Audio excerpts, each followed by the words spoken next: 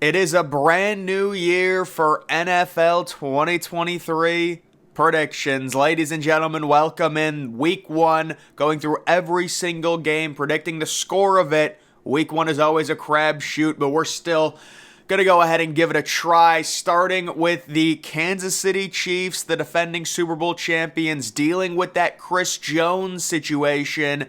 The veteran defensive tackle holding out, taking on the Detroit Lions. They draft Gibbs at number 12 overall. It was a shocker. Jared Goff coming off a good season last year, although I think a lot of that was garbage time yards. Either way, Kansas City sitting -6.5. I think that's a little bit too much.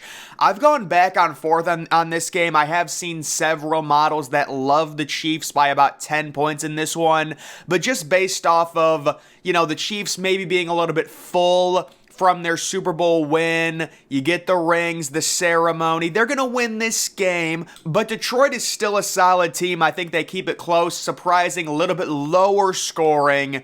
I will take the Chiefs in that one. Moving to the 1 o'clock Sunday window, it is the Atlanta Falcons sitting -3.5, taking on Bryce Young, making his NFL debut, the number one overall pick. It's very tough with rookies, especially rookies that have literally no experience. So in this game, I think this is going to be the Bijan show. Bijan Robinson coming in. We all know running backs, when they enter the league, they're in their prime. He's going to have 150 yards of total offense. Play him in daily fantasy. And I do think Atlanta is able to cover the spread 3.5. Kind of a weird score, 23-15. Don't really know what Atlanta's doing with Desmond Ridder. Is he really your future?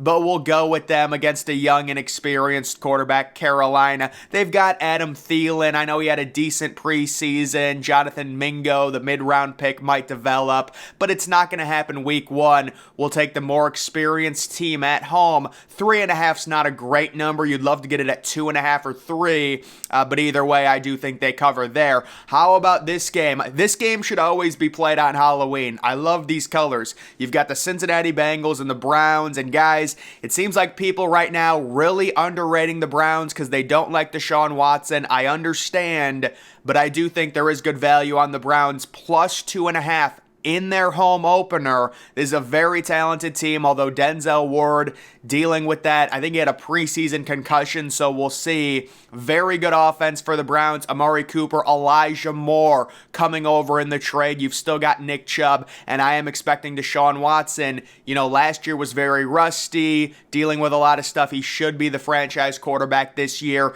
Cincinnati, on the other hand, they're going to have a fine season. Losing in week one, it's not the end of the world. Joe Burrow might be limited week one. I don't know. -2.5 on the road against a Cleveland team that's really talented. I like the value in the Browns at home in that one. Next, we have Jacksonville -4.5 on the road at Anthony Richardson and Indianapolis. The Jonathan Taylor situation, really rough for them considering they've got a young quarterback who could really use a superstar running back. But Trevor Lawrence, we saw last year, he really came into his own. Do they cover the 4.5? I don't see it, but it's very, very close. And this is a game, it's extremely hard to gauge. I just have no clue what Anthony Richardson is going to be. I do think Anthony Richardson is going to be amazing running the football. And even as a rookie quarterback, that can be like your crutch on 3rd and short. Just run it, pick up first downs, even 3rd and long.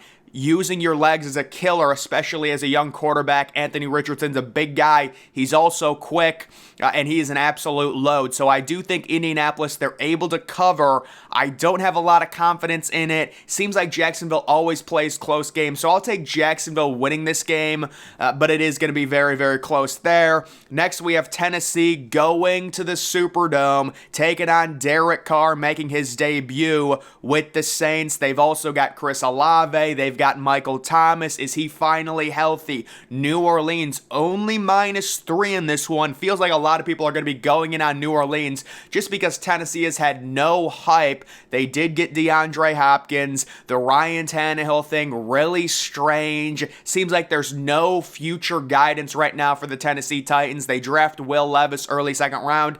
I like that pick, and you have to wonder if they fall out of it. Do they play Will Levis later in the season? I think Taj Tyjae Spears, the running back from Tulane. Great pickup in fantasy. Derrick Henry, he's very good, but he's also had a massive workload throughout his career. He might get injured. But either way, guys, in this one, I think it's going to be relatively close, 28-27. I'm taking New Orleans. I wouldn't bet the -3, for New Orleans to cover, or even the +3 for Tennessee. It's a brutal number, but I do know a lot of people are going to be going in on New Orleans because Tennessee is not liked by the general public this year. Next, we have Baker Mayfield and the Tampa Bay Bucks going on the road, taking on Minnesota. So what is the narrative going into this game? Tampa Bay is terrible. They lose Tom Brady. Baker Mayfield, they're going to tank. Minnesota, on the other hand. Guys, this is one of those weird games, week one, and you know what I'm talking about, where the one team is expected to be really bad, but they play it close. And Minnesota always seems to just play close games at home, no matter the competition. So I'll go Minnesota wins this game. Minnesota with Justin Jefferson and Jordan Addison. I mean, that is a great receiver tandem. I think Jordan Addison was a phenomenal first-round pick for them. Minnesota wins this game. I've seen a ton of models that love Tampa Bay to cover the 6. Baker Mayfield, not nearly as bad as people think. He's had a few years where he's played injured. This is a dude who set the rookie touchdown passing record. I know it was a while ago, back in like 2018, but I still think Baker can do enough in this game. You've got Chris Godwin, you've got Mike Evans. They're going to keep it close. There's value plus the 6, but I think Minnesota wins there. Next, we've got Arizona on the road at the Commanders. The Washington Commanders seem like an amazing Survivor League pick in week one. They're sitting -7. And this was another one of those games where I was originally like, okay, so Arizona comes into it. Everyone's expecting them this year to go 1-16, 0-17. Probably they probably should, based off of their draft capital, not play Kyler Murray, just try and get Caleb Williams next year. But maybe this is a game, it's Sam Howell. Are we really going to trust Sam Howell in an NFL game -7? Absolutely. And I've got this one as a weird score, 28-7. I think it's 28-0 late in the fourth, and Arizona scores a touchdown, and then they go for 2 and they get it. So 28-7, but it's going to be a thumping.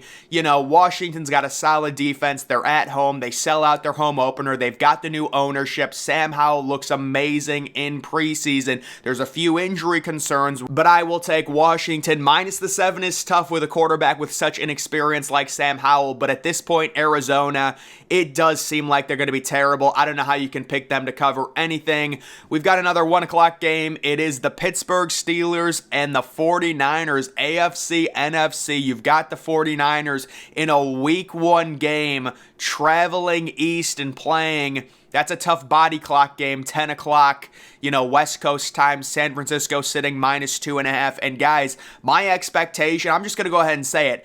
I think San Francisco starts off the season slow, and then yes, they will bring Tom Brady out of retirement. I am not trusting Brock Purdy. The Steelers at home, they're going to feed off the energy. Kenny Pickett, Brock Purdy, you could say, Brock Purdy's better, but I think Kenny Pickett has improved. We saw it in the preseason. George Pickens, get him on your fantasy team. He's going to be a beast this year. It's going to be lower scoring. The Steelers are at home. They'll take advantage of that time change. San Francisco maybe a little bit groggy week one, and the Steelers win this game close. They cover the 2.5 and win outright there. Another 1 o'clock game, you have Houston traveling to Baltimore. Lamar Jackson, the massive contract. This is a brutal game for CJ Stroud. When it was announced that CJ Stroud was the starter and starting week one, I cringed for him. This just seems like such a tough ask going to Baltimore. Seems like we see rookie quarterbacks go to Baltimore and it's like, no touchdowns, 2 interceptions. It's just going to be very tough for him.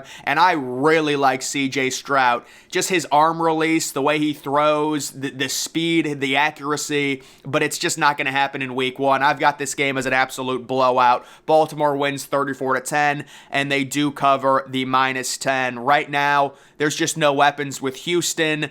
and Baltimore is going to be really rejuvenized with the Lamar Jackson deal, getting him there. Moving on to the 425 window, it is a little disappointing there's no 405 games week 1. What are we doing there? Come on. Give me 2 405 games as an appetizer to the 425 games. But either way, you do have the Green Bay Packers on the road at Chicago. Chicago changed their primary logo back to the bear. I don't really like the look of it, so I'm sticking with the C. But either way, Chicago's sitting -1, and this game just doesn't really add up to me. I'm not understanding, why is Chicago only -1? If I had to guess, my line on this game would be Chicago -3, maybe -3.5. I like Justin Fields at home against Jordan Love. I mean, what has Jordan Love proven? I don't think anything. There's a lot of the Packers people who are saying he looks so good. To me, that's just cope for losing Aaron Rodgers, honestly. I'm not buying it at all. I will take Justin Fields. He knows he needs to have a big season. He's got DJ Moore. We know how elite he is running the ball. And against Jordan Love, week 1, -1. Seems like a very easy bet. I'll take them winning that game. Kind of a lower scoring game, 21-13. The next 425 game, it is the Las Vegas Raiders traveling to Denver. Denver Mile High sitting -4. Russell Wilson, what happened last year?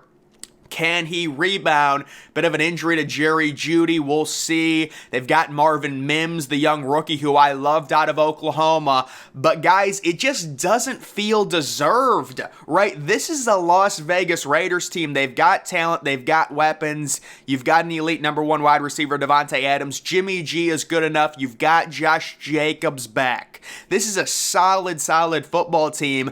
And even if Denver wins this game, -4 seems like far too much.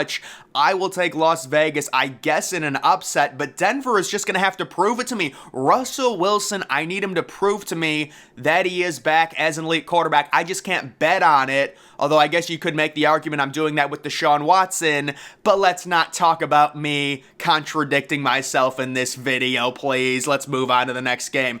It is Philadelphia. Here's another AFC, NFC. You gotta love these games. Philadelphia in Foxborough to take on the New England Patriots. Mac Jones, this is it. You need to prove yourself as an elite quarterback. Bill Belichick, really? People are a little bit weary on him without Tom Brady. What has he done? Philadelphia, I think they've gone to -4 in this game, by the way. And I do think this might be a Bill Belichick special. It just feels like everyone's going to be picking Philadelphia. Mac Jones was terrible last year. Justin Hurts, MVP candidate, goes to the Super Bowl, easily could have won it, had an amazing performance, the massive contract. I will take Bill Belichick and the New England Patriots at least to cover the 4 if it's actually gone up to 4 at home. I think there's good value in that. Week 1, the game plan. Again, and they are at home, so I'll say 21-19, they win this game outright.